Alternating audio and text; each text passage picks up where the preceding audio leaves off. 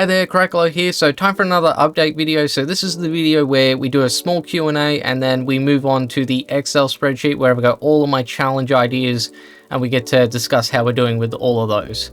So we'll start off with the Q&A, starting from the top here. The top comment is from Lambentown. So Lambentown has said, loving the content so far, thank you very much. Aside from generals, what are your favorite RTS games? And do you think you will eventually make videos on them? So I'll answer the second question first. Do I think I'll make videos on them?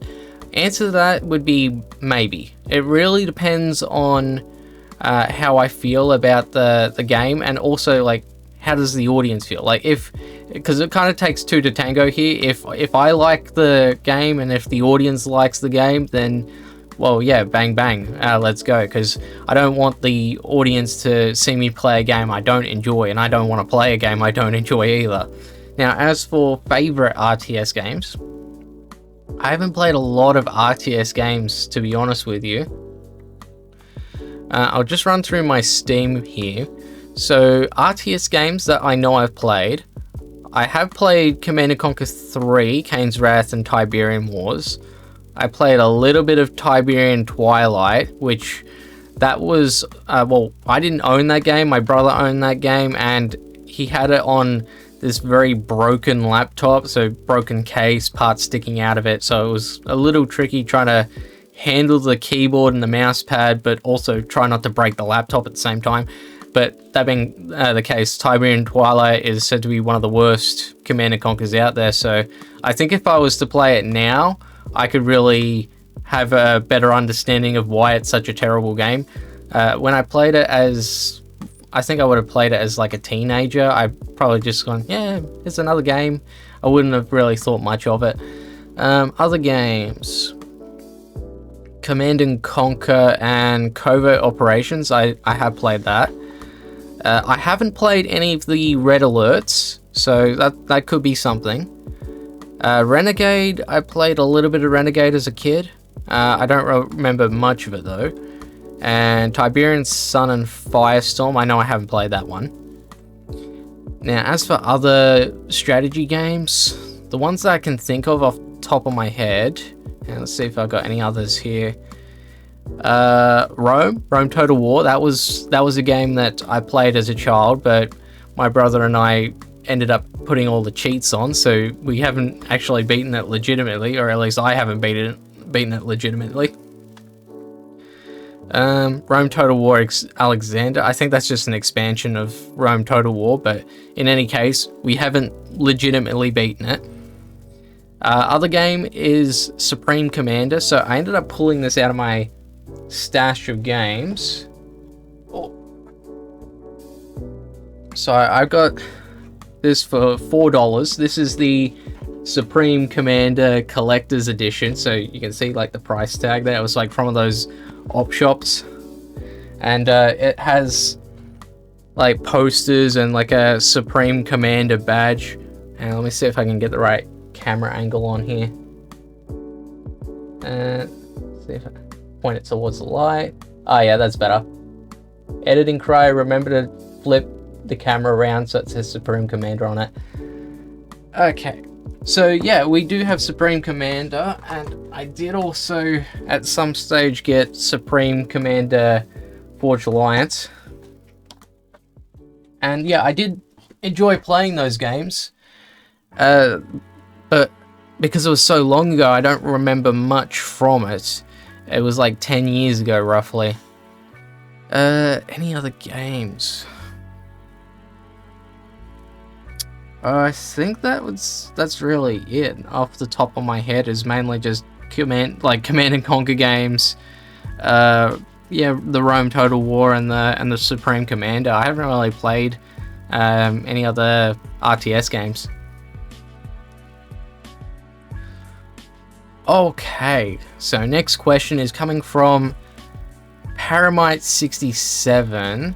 I really like challenge runs, and you are one of the rare channels that does it on ZH. Well, thank you. I think modded challenge would give you new ideas. Well, the thing with that is that there's no shortage of ideas. Like once I showcase the Excel spreadsheet, you'll see that we actually have like hundreds of potential videos still to come. So I don't think we need to go too deep into the modded territory. I mean, we are sort of dipping our toe in the modded stuff. I mean, I did the vanilla loader mod video not that long ago, and I mean, I wish it could have done a little bit better, but because it's part of the Can't Build Any Unit series as well, and some people are saying that's getting a little bit on the repetitive side, so I sort of understand that the numbers aren't going to be good on those types of videos compared to, say, the Deathless videos or the, you know, GLA Mission 3 but harder, those sorts of challenges that we've been doing. Next one is Egregious 539. I personally really enjoy your analysis style commentary. Well, thank you. It's likely a lot more work than recording gameplay and speaking whilst playing. Absolutely. But it definitely adds value to your content. So branching out to different games wouldn't take away from that, in my opinion. Well, yeah, like I said, thank you for the comment. See, the analysis style commentary, the reason why I was doing videos like that to begin with was because I couldn't actually string together any sentences. I can't even string any sentences right now. I couldn't string together any sentences or speak coherently and clearly whilst playing the game. So that's why I was like, okay, I have to separate the gameplay from the commentary. And right now, like with the Can't Build Any Unit series, because I've done so many of those videos, I'm using the same like lines like, well, if you don't build anything here, then you won't get hit by Dr. Thrax's Scudstorm. Like, just to give you an example there. And that's something that I would say in like every single video that I would do against Dr. Thrax. So you can understand why people are saying that it's getting on the repetitive side. Now, as for like the analysis style commentary, I am still going to be doing that. It's going to be mainly for those challenges where I really can't, you know, string together my sentences properly. See, those Can't Build Any Units ones, because I've done so many of them, I can actually say those lines and play the game at the same time, and it wouldn't be that much different from the analysis style. Okay. So moving on to the next one, Rag Dragon. I have a new tip for you for your Building No Unit challenge. You can place fake barracks scaffold and immediately place a booby trap on scaffold using Rebel. Shoot scaffold, boom. Useful against units. When I can see your vanilla Build No Units challenges. So yeah, before recording this, I did test out this strategy of fake barracks and doing the booby traps. And honestly, I'm not sure if it's gonna be, I mean, it has merit, but I don't know how effective it really would be. See, if you build the fake barracks and then you place the booby trap, well, wouldn't the enemy unit just destroy that building if they were to be within firing range of the building? I did try on like an allied, like on some allied units and buildings, and it does do some damage. It did like 1/3 damage to paladins and crusader tanks, and I would say about 80% damage to a USA Humvee. So I mean, there's definitely merit there. But yeah, my question would be, well, how would you get it to work without the enemy unit taking it down from a distance? So yeah, that would be my only question to you in regards to that strategy. But all in all, I mean, like I said, it might have a use case if used properly. As for the vanilla Build No Units challenges, we already have USA Vanilla versus General Tau on the channel, but I am going to make a change here to the challenge, because I was originally going to do it in an episodic format where you would see maybe about 25 or so videos where we're doing each of the 3 vanilla campaigns against each of the generals. But because people have mentioned that the Can't Build Any Unit series is getting on the repetitive side, I think it would annoy some of the audience members if I just did 25 videos on that when they've already told me it's getting repetitive. So what I'm thinking instead, I'm thinking what we'll do is we'll just take these campaigns and then do it as one video. So we'll do one big video for USA, GLA, and China. Now, since we already did General Tao, it just means that the USA campaign will be a little bit shorter of a video, only by like 20 minutes, but it's still going to be longish videos. And I think uploading 3 videos where I can't build any units is much more forgivable compared to doing 25, back to back. And the last comment is coming from SKL1371, and they have said, I'd say that it would be interesting to see how it turns out with your edited style. Doesn't necessarily translate to watching, at least for me. Which faction do you think won the most and least when it comes to the new units and power added in ZH? And what would you add to each faction if it was up to you, both on top of ZH or instead? So if it was me, I think China needs more Air Force, to be honest with you. I think that the MiGs and the Helixes just aren't enough. So perhaps maybe it could add in some kind of like nuclear based plane. Maybe that could be helpful. Also, another change would be the naval units. I know that got cut from the game. It would have been nice to see what they could come up with in terms of naval units, so maybe I'd add that in. But of course it means that you'd be adding in some like missions and maps to tailor to the naval units. What else would I add? I think USA could really do with another long range unit. See, China, you got Inferno cannons and nuke cannons, and GLA you got rocket buggies and scud launchers. Meanwhile, USA has got the Tomahawk, which honestly I think is like the worst long range unit. I think it needs something that's comparable to the nuke cannon, to be honest with you. I think it needs another long range unit. And probably the last change I would say that I could think of would be, I feel like GLA could have its own Air Force as well. And like, hear me out on it. See, like GLA, technologically, it's not the most advanced faction out of the 3, but you could make an argument for GLA maybe stealing Chinese and USA tech and then modifying it to be able to like drop like mini anthrax bombs and weapons like that. I think that could be kind of cool if GLA had its own little mini Air Force that's not that technologically advanced but still decent enough to do some damage. So yeah, just a few little changes here and there. Again, I haven't really given a lot of thought to it, but yeah, that's what I came up with.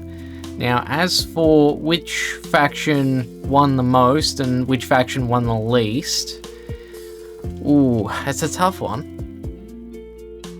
Thing is, I couldn't name all of the changes off the top of my head, so I ended up going into Generals and Zero Hour and then just typing out what changes I could see between the two. So I ended up opening up a notepad and then just typing it all out. Out of the 3 factions, I think China won the least. See, China, I mean, here's what I got typed out. I got Internet Center, Carpet Bomb, Frenzies, Helix, Listening Outpost, ECMs, Neutron Mines, Neutron Shells. Out of those changes, I think Internet Center, Carpet Bomb, and Helixes were the best changes. The best upgrades, because Helixes, I mean, we were lacking in planes for China. Carpet Bomb, a general power that's 2 minutes 30 cooldown, and it does quite a bit of damage, so can't go wrong there.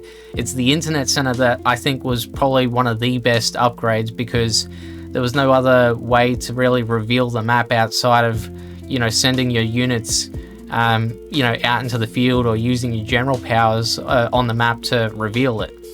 Whereas USA, you got the satellite and the intelligence, and GLA, you got radar vans. But yeah, even with those upgrades, I think China won the least. As for who won the most, ooh, tough one. Well, USA got 5 bases. They did take a debuff with the slower intelligence, but the trade-off is they don't need to build the detention center to get access to that ability, because it's going to come from the strat center instead. The fuel air bomb to Moab, helpful. Spectre gunship, again, it seems like USA just got a major firepower upgrade, if anything. Supply lines. The Avengers, yeah, Avengers good, because didn't really have much in the way of anti-air. But yeah, Avengers was a good change, a good upgrade. I keep saying change instead of upgrade, it's killing me here. Supply lines, that's a good one. Extra cash, can't go wrong there. GLA. Camo netting base defenses, yeah. Sneak attack, awesome. GPS scrambler, also pretty good, because then you could just stealth whatever unit, have them act as spies, and then just spring whenever the enemy has its guard down. So both of those things there can be, they can go pretty well together. Fortified structures, can't go wrong with some extra defense. Fake buildings. That's actually a good one, because improves the speed of the workers building through the tech tree. Worker shoes, also very helpful for building the buildings and also getting the money, of course. Combat bikes, battle musters, and saboteurs. All three of those, I think I would say GLA won out of the three factions. I know USA has more upgrades that I've typed out here, but I think in terms of like the quality of upgrade, I'd say GLA won. So I know that was kind of a long-winded way to answer your question, but yeah, we got there. So moving on to the Excel spreadsheet, and we'll start off with the can't build any unit section. So we've changed some of the colors around, so I've ended up adding in orange. Now orange means not sure if possible, so I'm not sure if can't build any units is possible with these matchups that I've marked orange. If I can beat them, I might mark them as blue for no offensive units. So same rules as can't build any units, except we are allowing the dozers and supply gatherers. But other than that, nothing much has really changed for this section. Now we'll move on to mostly my ideas. So mostly my ideas. We have marked some of these in orange. So he started it, and the camel battles, I'm just not sure about that. Just a few issues behind the scenes. Nursing Kwai, I haven't even played around with that one yet. Deathless USA 3 with no aircraft, not sure. It's something that I did try a few times. So when I was doing the Deathless Mission 3 video, this was going to be the original challenge, to just not use any aircraft, but I couldn't pull it off. I ended up losing units before the last wave of GLA. So again, I could look into it, but I'm not sure if it's doable. I also added in another new color, purple, and that stands for might been the idea. So Demo Traps GC, Dirty Granger, and China 3 Beginners Tutorial, I think I'm probably going to scrap those ideas. I think, well, Demo Traps GC just sounds kind of dumb, and it sounds too easy. Dirty Granger was kind of a joke video more than a challenge, and China 3 Beginners Tutorial, well, people can already just look at my Deathless China 3 and just use that as a tutorial. So I think those three ideas could go. Cutscene series, that's a new idea. I'm thinking, so the idea of that one is we look at a cutscene so the starting cutscene, and whatever the first few units we see, those are the only units that we use.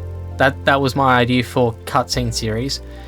Similar to this loading screen series as well, but that's going to be for generals. So in generals, it plays the mission briefing, and it shows you like 3 recommended units, but those are the only 3 units that we would be allowed to use. That's what the loading screen series is. So very similar to the cutscene series.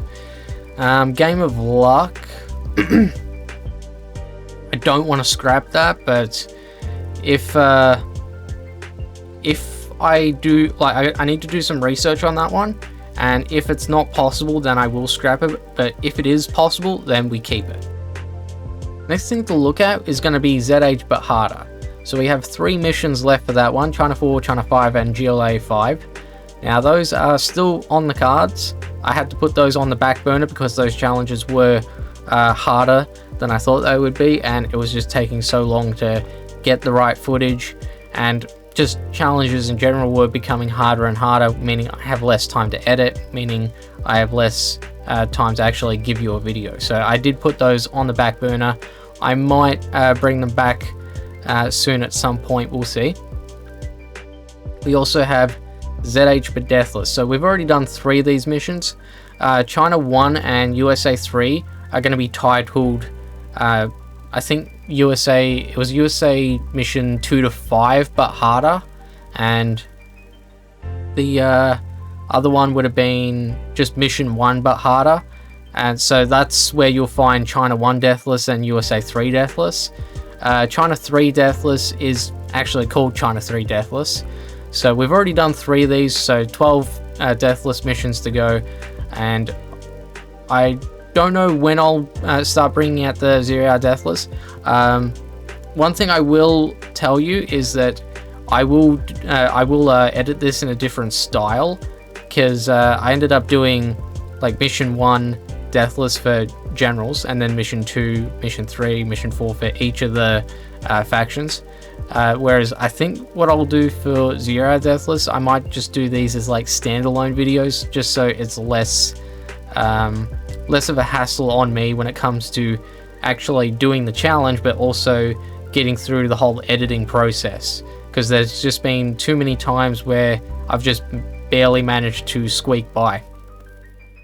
And it was mission 4 and mission 7 especially that really got me pressed for time. Mission 7, I ended up getting that onto YouTube with like half an hour before it actually had to go public. So that's how close it was. So what happened was I had to go to work that day, so I ended up finishing the editing. I did a quick once-over check over my work, and I had 15 minutes before I had to leave for work. So I ended up setting the video to render, left for work, came back home, the video had rendered, and I checked over the MP4 file that the video rendered into. That turned out to be okay, but I also uploaded the footage to YouTube anyway, so then I had enough time for it to, do SD and HD. And I also had to make a thumbnail too. So it was kind of close getting it out there, and yeah, it's just been a lot of cases where, sleep is lost, meals are skipped, and yeah, it's just becoming more and more of a hassle to, compact, 3 or 4 videos together to do one good video. So that's why I'm thinking I'll do standalones for 0-hour Deathless, just so I don't end up, taking myself out of the game, if that makes sense. So next up is the Custom Generals Challenges. Now I had this section lined up with the Can't Build Any Units series because I was going to do a Can't Build Any Units challenge with all the custom generals, but I have changed that to save quite a bit of space. If we do beat any of these generals, I'll just write down in brackets which general we beat it as, and I'll also write in if we did it as a Can't Build Any Units challenge or a No Offensive challenge. Any of those other challenges, I'll just type it in that way to save some space. Next up, suggested challenges.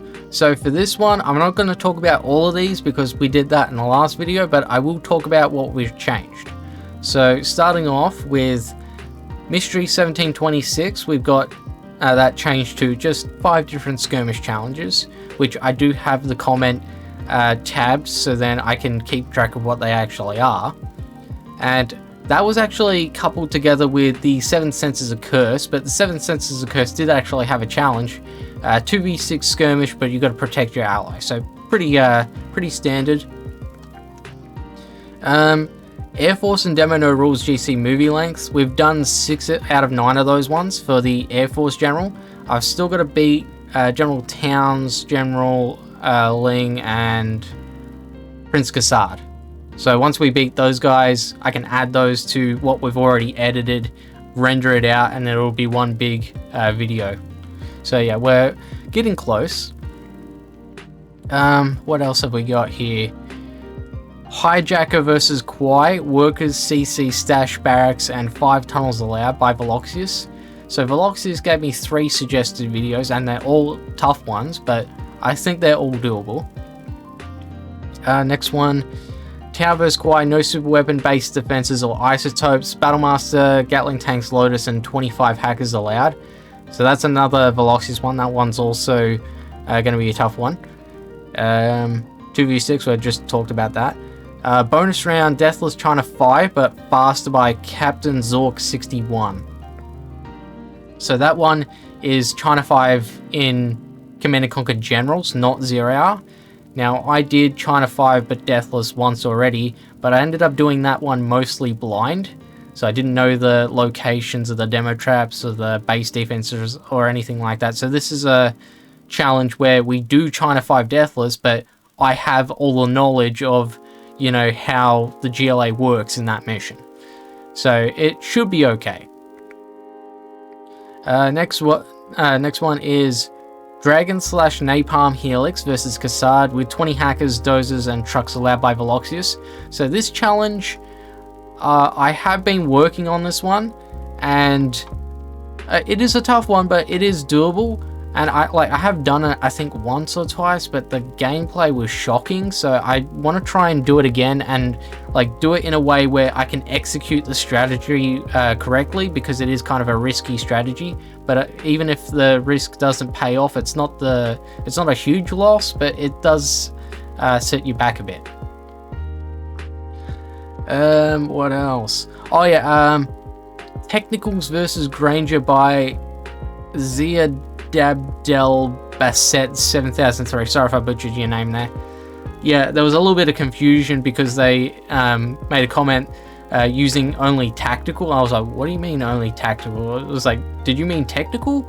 So I assume they might have been auto-corrected by their phone or something like that when they made the comment. But yeah, we can do Technicals versus Granger. I think I would need to use Stinger Sights though to act as my defense, so then I can use my Technicals to go on the offense, because Technicals don't do anti-air. But other than that, I think I could do Technicals versus Granger. And also, if I was wrong in my assumption, Zia, just let me know, because they responded back by, that's what I mean, by when I asked, did you mean Technicals? So I think I'm okay, but yeah, just correct me if I'm wrong and clarify what you really meant.